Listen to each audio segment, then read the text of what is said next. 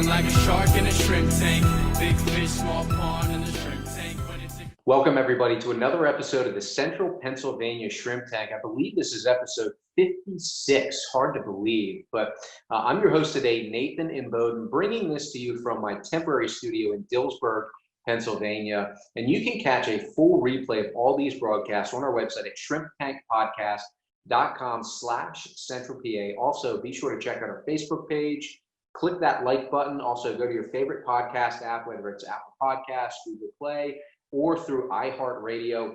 Click that subscribe button so you can keep up to date with all these amazing interviews we get to do with Central Pennsylvania-based businesses. And here on the Central PA Shrimp Tank, we are all about championing the story of entrepreneurship and business ownership, and we focus it around Central PA-based business owners. Look, we like to say you can go to Harvard or Wharton School of Business and get your MBA, or you can listen to our amazing entrepreneurs who are living it day in and day out and hear from them about how to really build and grow a successful business. So today is no different, but we're staying our series in the crosshairs of Corona because we're still here in Pennsylvania going through different phases of reopening, the coronavirus issues that have been challenging, stay-at-home orders. And we're doing another episode in that series, and we have Leah Nadu, who owns Historic Ashland in York. It is a wedding venue, and we're going to talk a little bit about that and about maybe some assumptions that are made about what she does. But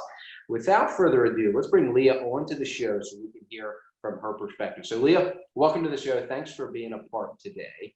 Hi, thanks. I'm so happy to be here. Yeah. So give us a little bit of a background about Historic Ashland, what you guys do, maybe a little bit of a background on when you got started, and then we'll talk pre-COVID, post-COVID, and what that's looked like. Okay, cool. So like you mentioned, I have a wedding and event venue in York. I'm located in Wrightsville, which is right along the river going into Lancaster. Now, I do want to add, I do have an MBA, not from Harvard, but I have the MBA. Good for you. Yeah, thanks. That was before the business. But anyway, so what is Historic Ashland? So I opened the place in 2018. About to go in my second full year.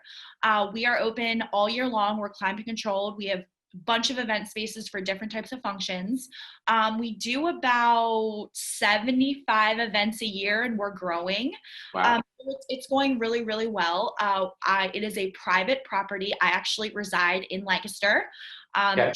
Yeah, trying to come over to York, but house hunting is not going well for me. So that is something I want to stress about the venue. It is private.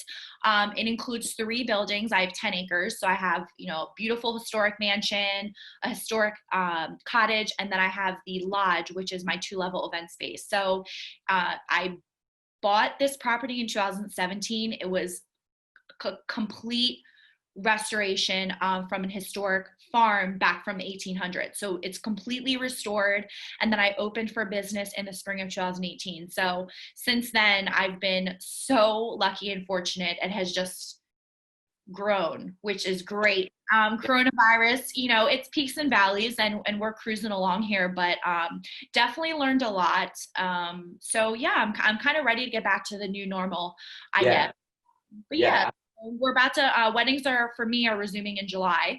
Okay. So super excited for that.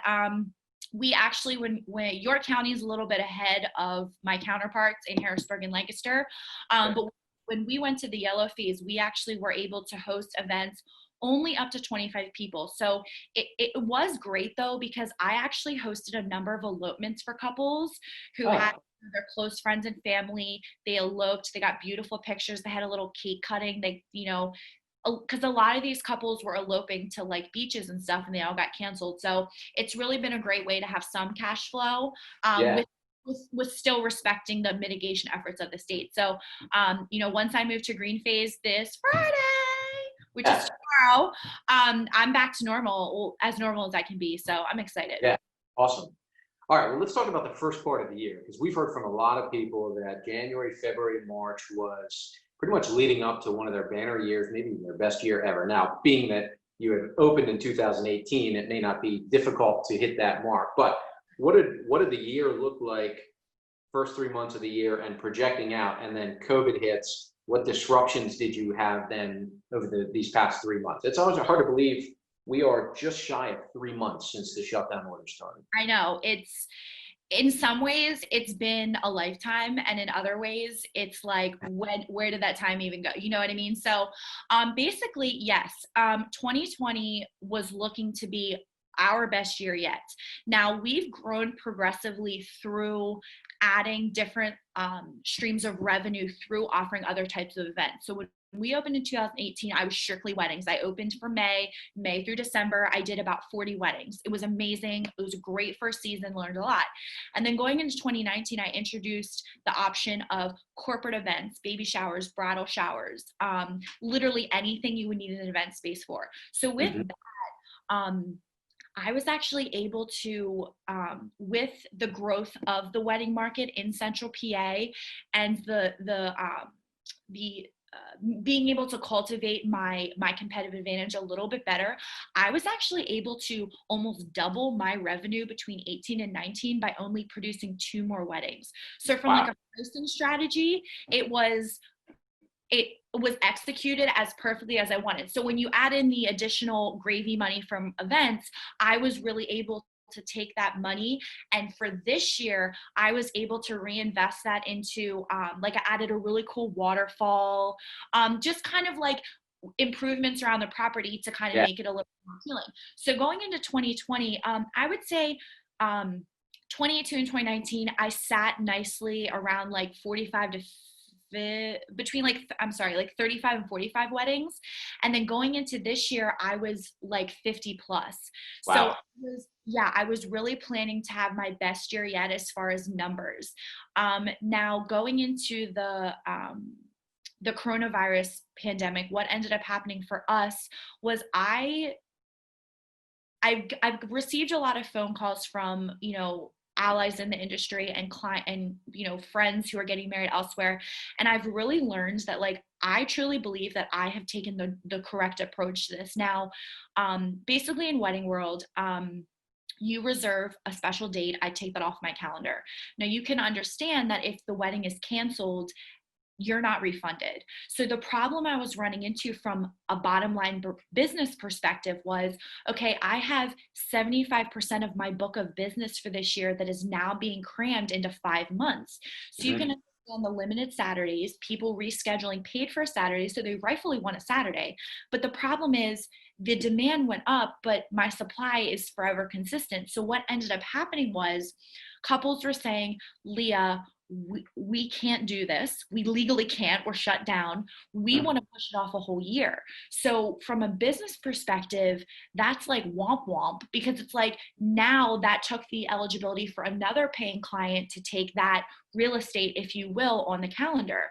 So what a lot of businesses have been doing is they've been saying, look, you can reschedule your wedding for free, but not in 2021. I haven't taken that approach because I believe that putting the people first and treating them as people is actually going to take me a lot further than putting the profits before. And I've learned that firsthand. So will 2021 be the year that I anticipated? I don't think so. It's going to be great. But the nature is, with how quickly my business is growing, my calendar for 2021 was really, really good to begin with. So it's the same cash flow. It's just kind of changing it around a little bit. I have no cancellations. Not one of my clients have canceled. And I truly believe it's because of my willingness to work with them. And, you know, I feel like I'm so lucky to have such awesome clients. I feel like everybody says that, but I think you give, like, you receive what you give out, you know? So I'm working my best to be flexible. And like what I actually am offering my couples is, you know, like I have a couple who was supposed to get married on August 1st. They ended up postponing it, and they're actually coming on the property that day. They're still going to get married. And then the year late in June, they're going to have the big reception. Okay. Yeah. Yeah. So there's a lot of factors that kind of come into postponing weddings. But for the most part, I mean, yeah, the year was great, but it's still going to be great for me because I didn't have any cancellations. So awesome.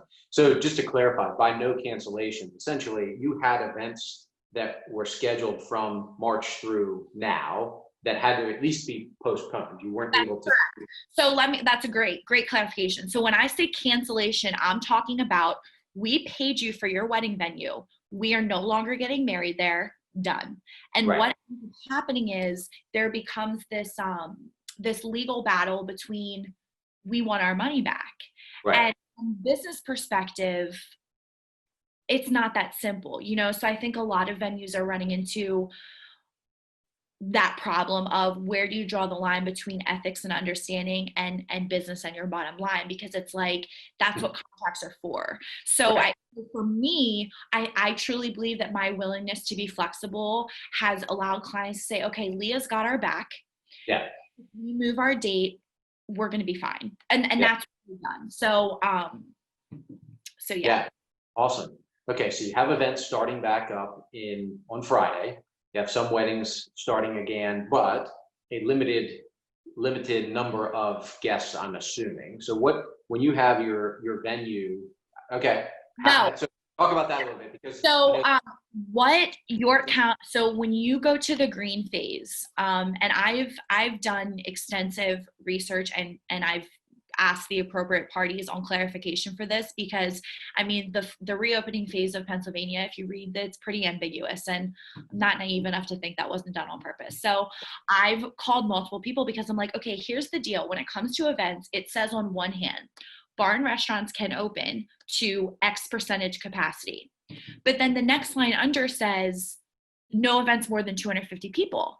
And I'm right. like, what is it? Is it a percentage of my legal inspection capacity, or my full capacity is 150, which is under 250? So can I resume to capacity? And I'm not going to call them out, but I chatted with a few different people, and they said, you're not a restaurant or bar. You do not serve food. So you Right. are not held to that standard that they are. So I said, done. So I said to all my couples, we're allowed to have 150 people at a wedding per what this is saying. Now, if you're not comfortable with that, you don't have to have 100. Like, do you know what I mean? So I'm really, and the number one question I'm getting is, when we resume events in the green phase, do they have to wear masks and do they have to social distance? No, they do not. I've been telling couples, please do your due diligence in chatting with your guests. And if they are sick, please ask them not to come, because we still have to be playing our role in the mitigation efforts, because it's not over, so I'm trying to open as safely as I can with keeping in mind what the clients paid for and what they want. So I'm telling all my guests, all my couples, I'm saying, please tell your guests, if they should feel inclined to do that, then they should do that. And I've made it, I'm sure you can imagine, like, my friend or my clients become like my friends. So I'm like hugging them and all this stuff. And I have a little podcast for my couples. And I've said to them, if my staff isn't like embracing you and it's not because we don't like you. It's just, we're really trying to play our part in the bigger picture. So now all my stuff has been postponed through the end of June, but my early July weddings postponed as well. They made that call Memorial Day, which I get. I mean, they couldn't have seen this coming. So my first wedding is actually July 18th. So I have a few other small stuff, but the great news is I'm able to resume in-person tours now of the property, which is great. Awesome. Yeah. Sales funnel, that's positive. Yeah, great. So what have you been doing these 3 months to anything over the top with being innovative or adapting, so that, because I know a lot of people that are looking at this saying, yeah, this was a huge disruptor. However, we learned a lot from it, which is going to help us be either more efficient or better going post this when we get to whatever new normal looks like. So have you done any other pivots during these last 3 months? Any other shifts that have really helped you and you think may continue going forward? Absolutely. I mean, I think I can answer that in two parts. We look at new business and we look at current business. So I think the thing that I've been trying to stress to a lot of fellow entrepreneurs, because here's the thing, if you think about it, I don't know how familiar you are with the wedding industry. I only came in a couple years ago, but just from, living in this space, I would say for at least the last 5 years, the wedding industry has been like this. Okay. Mm-hmm. Entrepreneurs coming in, they've seen this steady decline, but any true entrepreneur knows that that's not how business goes. Business is constantly keeping values. So for me, I have parent entrepreneurs who have been in business for 40 years. So I've grown up kind of seeing what sales cycles looks like. And so for me, I'm kind of like, okay, listen, this isn't, we're not going backwards. We just have to think in a different way of doing things. And I believe that's not a bad thing. So Yeah. kind of what I've been able to do for my new clients' prospective business. So what I actually did, and this was before coronavirus. So at the beginning of, I think it was probably at the beginning of the year, I got an inquiry from a couple who live in St. Kitts Island. They're their families are from Lancaster, and they were down there. They weren't planning to come up until, whenever she got a break from school. And she said, is there any way, like, do you have a virtual tour or something? And I said, you know what? I don't. I said, but I would love to meet you on FaceTime. So met them on FaceTime, literally gave them a FaceTime tour of everything, and they booked. And I was like, okay, I think this could work. So, right. It's like the stupidest thing, but you're like, what the heck? So what I started to do was I would email couples, and because I get a lot of out of town business. Like, obviously my market is Central PA, but I have all types of couples from South Carolina, Virginia, New York, Jersey, all that stuff. So what I started to do was when I got inquiries in, I said, I'm unable to meet you in person. I said, but I would love to set up a FaceTime. So what I did was they come just like this. I sit them down. I chat with them just like I would. And then I literally go the whole way out to the front of my property and literally show them if they were driving in. I show them the bathroom, everything. And like, I think I booked like a dozen weddings from that. So it's like, it works. And I'm like, okay, let me take this a step further. So I have a local videographer, Alex Raymond. He's out of York. He's still in college, but he's a growing videographer. He's fabulous. He owns Raymond Media. I'm giving him a plug here. He's going to love this. So he does a lot of my wedding videos for a lot of my clients. And I said, Alex, I want you to make what I do as a video. So he ended up splicing all this raw footage from the past things he's done. And I recorded voiceover, and it's so funny. It's like, it plays and it's like, hi, and welcome to Historic Ashland. I'm Leah. It's like, it's so funny, but like, that has blown up. And it's like, it's a great sales tool to say, hey, thank you so much for meeting me on FaceTime, wanted to follow up, or whatever that looks like. So that's been really good, because all my couples that have now booked, now that they're reopened, they're like, hey girl, we're coming up to visit. Can we come meet you? And it's really been great, because when I'm meeting them, they're saying two things. They're saying, one, you're exactly what we thought you would be. And two, the venue is exactly what you showed us. So it's like, those are really, really positive things. So I'm just like, okay, this works. So then for my current couples, what I have done is I launched a private Facebook group for them that you are invited only if you're a client, because I really want my clients to feel like they're getting value in my expertise in the industry, because I'm not a planner, but I do get a lot of questions. So what I did was I started weekly rolling out little mini like series on giving you a rundown of all my caterers I work with. Yellow, or York County is going yellow. What does this mean for my wedding? I just released one the other day. York County is going green. What does this mean for my wedding?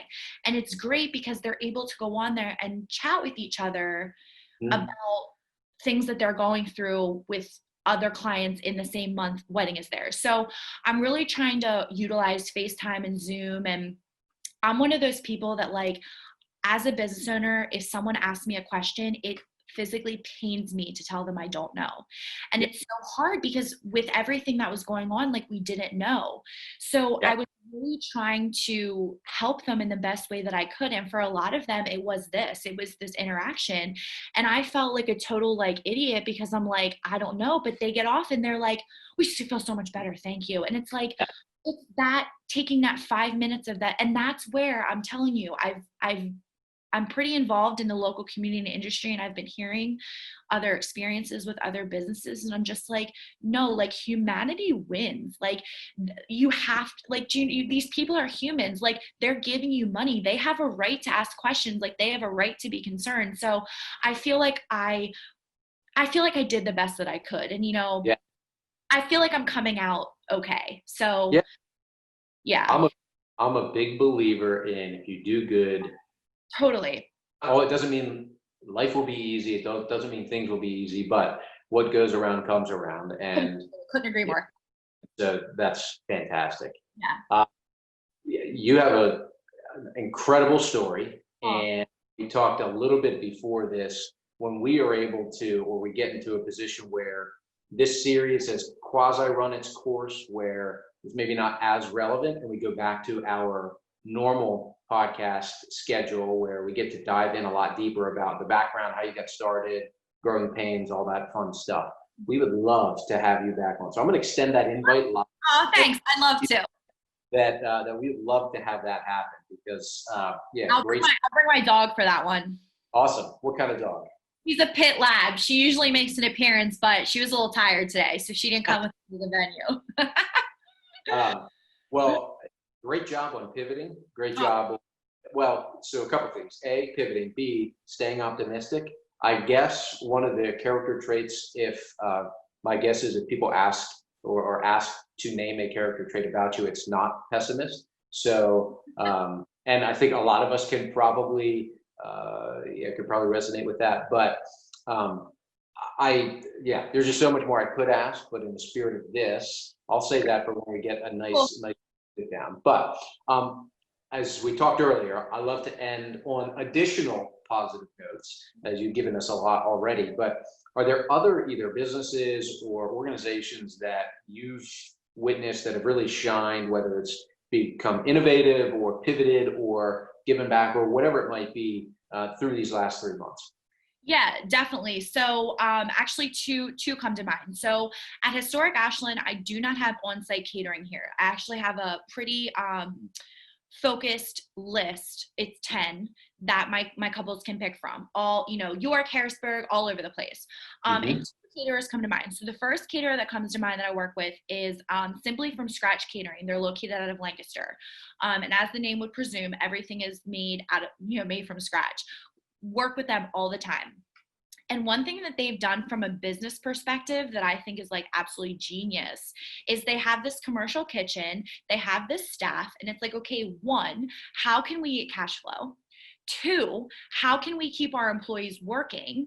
And 3, how can we continue getting our name out there and getting new customers? Because let me tell you something, being a venue, I'm at the top of the sales funnel, and people are not stopped getting married. They're still getting married. And so how can we stay relevant in people's minds? So what they did was, I thought was genius, was they started launching, freezer meals, stuff to go, box meals, catering, all that stuff. And they have now that we're kind of coming into with Easter, it was Mother's Day, now it's Father's Day, and it's summer, they're doing dinner packs. So I personally purchased one. It was lobster roll, all kinds of good seafood stuff. A bunch of my girlfriends got together. We had it. It was delivered for free. It was awesome. So it's even great for my couples because obviously they couldn't do tastings back then. Right, exactly. Was the couples were able to support a small business, B, they were able to try the food, and C, they were able to chat with Jen and Karen, who are the owners, real quick when they dropped it off. So it's it's just to kind of just keep being fresh in people's minds. Yeah. I thought that was awesome. I try to eat really healthy, but I was I have to buy some of their stuff just because I wanted to support them because and a lot of their people that work for them, they're all young, aspiring people. So they can't, we're all young 20 somethings. They want to keep their employees working, which I thought was awesome. And then the second real quick is another caterer, the Scarlet Runner out of Lancaster as well. They started giving food out. So I thought that was amazing as well. Again, community awareness, keeping your brand up, all that stuff. So just to name a few really quickly, but I think a lot of people are doing awesome stuff, especially when it comes to keeping your employees working, because I know that was a huge priority for people. They didn't want to lay their employees off. So I thought that was great. Well, the irony is when people think about businesses or business owners, automatically it seems like their mind goes to big corporations, and big corporations don't care about employees the same way small businesses do because they're a number. Yeah, maybe a manager at a local branch might know those people, but it's not the same as a local business who knows most, if not all, the employees, has some sort of a relationship and connection with them. And again, common theme across the board is we care about our people. We want them to, we want them to have dignity in work. We want them to be able to continue to support their families, all this stuff. So that's, Totally. yeah.